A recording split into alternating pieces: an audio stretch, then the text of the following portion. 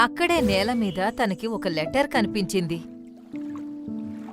తనకి చదవడం రాదు. అందుకే తను ఆ లెటర్ని తీసుకుని కొంగరాజా సభకి చేరుకుంది. నీ భార్య టీను నా దగ్గర ఉంది. ఇంకా ఇప్పుడు నేను తనని చంపబోతున్నాను. నీ దగ్గర కేవలం రేపు రాత్రి వరకే సమయం ఉంది. నన్ను వెతికి పట్టుకుని నాతో పోరాడి నీ భార్యని కాపాడుకో, లేదంటే నేను తనని చంపి తినేస్తాను. కాలు నక్క. కొంగరాజా, నేను టీనుని ఎలా కాపాడుకోను? మీరే ఏదొకటి చెయ్యండి. కొంగరాజా ఏమైనా అనకముందే గోల్డీ ఇలా అంది. నువ్వేం కంగారు పడకు.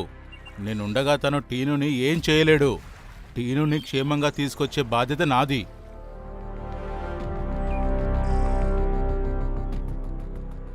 కాలునక్క ఎక్కడుందో నువ్వు ఎలా కనిపెడతావు? నేను ఒక రాబందుని, కొంగని కాదు.